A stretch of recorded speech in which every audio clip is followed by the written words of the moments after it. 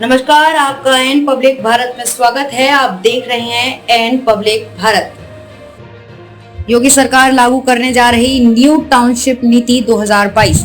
छोटे शहरों में भी निजी निवेश पर मिलेंगी तमाम सहूलियतें।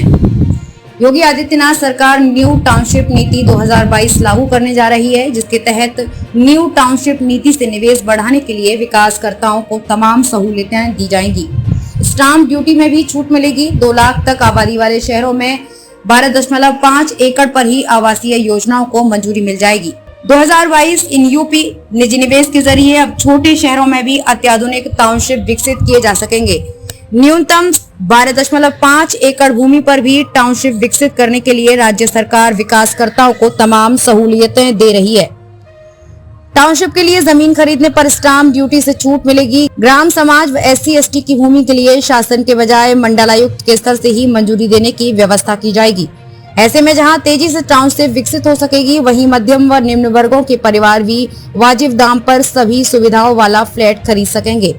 दरअसल पहले हाईटेक और फिर इंटीग्रेटेड टाउनशिप नीति के जरिए ही राज्य में निजी निवेश के जरिए आधुनिक टाउनशिप विकसित किए जा रहे हैं।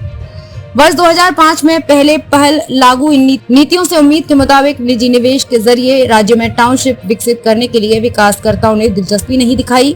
ऐसे में योगी न्यू टाउनशिप नीति 2022 को लागू करने जा रही है। प्रस्तावित नीति को जल्द ही अंतिम रूप देकर लागू किया जाएगा। आवास एवं शहरी नियोजन विभाग द्वारा तैयार की गई नीति के तहत विकासकर्ताओं को तमाम सहूलियतें दी जाएंगी, ताकि ज्यादा से ज्यादा निवेश के जरिए छोटे शहरों तक में अत्याधुनिक टाउनशिप विकसित हो सके। इंटीग्रेटेड टाउनशिप के लिए जहां न्यूनतम 25 एकड़ भूमि जरूरी थी, वहीं प्रस्तावित नीति में 2 लाख तक की आबादी वाले शहर में 12.50 एकड़ पर ही टाउनशिप विकसित की जा सकेगी। भूमि खरीदने पर 50% स्टाम्प ड्यूटी व छूट भी दी जाएगी। टाउनशिप में भू उपभोग परिवर्तन ग्राम समाज की भूमि होने पर शासन से मंजूरी मिलने का इंतजार नहीं करना होगा। इसी तरह SC/ST की भूमि के लिए भी मंडलायुक्त के स्तर से ही 60 दिनों में ही अनिवार्य रूप से मंजूरी मिल जाएगी। 20% तक कृषि भूमि होने पर टाउनशिप को मंजूरी मिलने में कोई दिक्कत नहीं आएगी। जब तक टाउनशिप नगरीय निकाय को ट्रांसफर नहीं होगी, तब तक उसमें रहने वालों से हाउस टैक्स व वाटर टैक्स नहीं वसूला जाएगा।